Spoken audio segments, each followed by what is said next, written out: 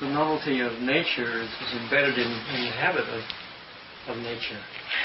Right? Nature is almost all habit and a tiny, tiny cutting edge of novelty. That's right. I relate that to the, and at the subatomic particle level. In fact, that's complete novelty. Anything can happen, except it is constrained by 12 habits, the symmetry principles.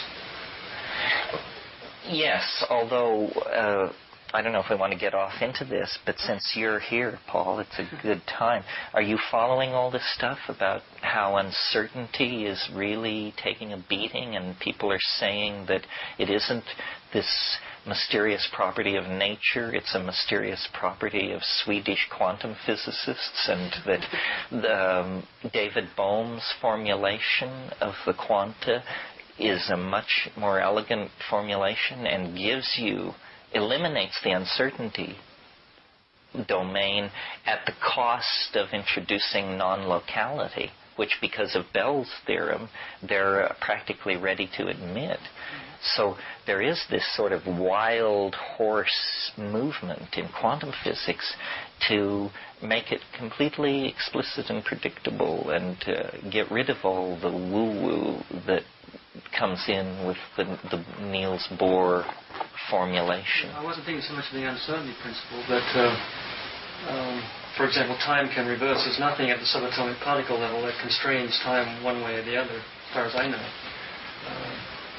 And so lots of things can happen, and yet there are certain habits that have evolved in the universe, which we call the laws of physics, or actually the symmetry principles. Right. And it seems to me that it would have to be that way. If that's what's happening at the nature level, it's reflecting something that's happening at a deeper.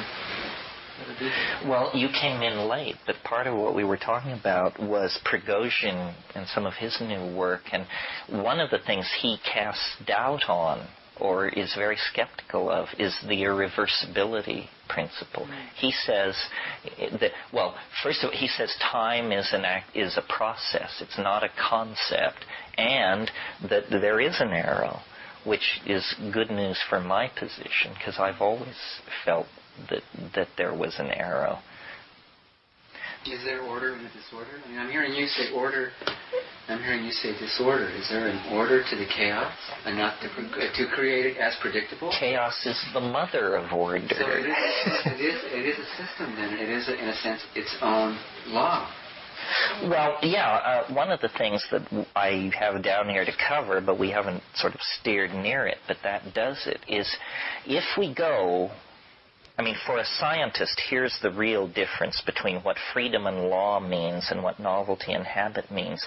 The way science has been done since Newton is through probability theory. You get this with Cantor and these people. Probability theory is a very, very necessary tool for science, but it may be a bogus assumption about nature. Let's think about probability theory for a moment. Here's how it works. You want to know how much electricity is flowing through a wire. You carry out 1,000 measurements. You add them together.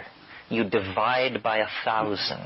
You now say, this is how much electricity is flowing through the line. Well, but it's entirely possible that if you look back through the 1,000 measurements you made, not one will be the same as this average value, which you're now holding up and saying is how much electricity is flowing through the line. Not one of your measurements confirms your final conclusion. But people say, well, but, induction and accumulation of sample and averaging. Averaging is what's going on here at the center. And the key to using averaging with intellectual effectiveness is you're making an assumption that's very deep. And the assumption you're making is that time is invariant. Well, that is simply an assumption. It is the centrally untested assumption of science over the past 500 years. Now, let's take something really important. I'm making with you to say that this is the amount of electricity that's flowing through at this particular point in time. Well, but the whole notion of science is not that we attain states of intellectual consensus, but that we have a true reflection of the phenomenon. So then here's a case where this becomes more important: the speed of light. The speed of light in the general and special theory of relativity is specified to be a constant. So, since 1908, the speed of light has been measured on this one planet with various devices. Not once has any device ever gotten a value exactly congruent with any other device. Never. Well, so then they rush forward, very flustered that you would even mention this embarrassment. And they say, well, you don't understand. It's the limit of the instrumentality. Well, but wait a minute.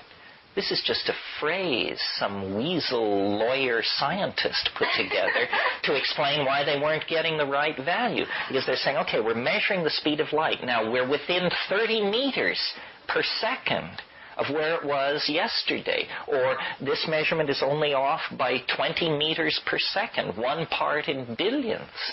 But the point is, you're not getting the same measurement that you got yesterday. And so why are you saying that the speed of light is constant? Well, because the entire theory of relativity falls to pieces if you ever yield on that principle. And so then a person who was trying to do what in science is called save the phenomenon would say, well, let's plot the speed of light and see how much it's varying. Well, now, if it is in fact what is called the limit of the instrumentality that is causing this problem, then do we all agree that the values should cluster around a mean? In other words, this guy is 30 meters too fast. This guy in Australia, he gets 30 meters too slow. This person is 70 meters too fast. Right? The values would cluster. Right. But what do we actually see when we examine these variations in the speed of light? We see that from 1908 until 1975, and I'll explain why, 1975, from 1908 to 1975, the speed of light has apparently slightly increased. The values are not staying constant. They're drifting slightly upward.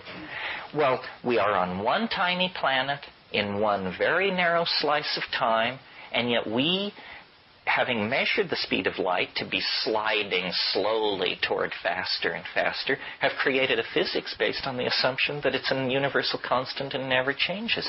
Weird. Completely in contravention to the stated methods of science. Well, then what happens in 1972?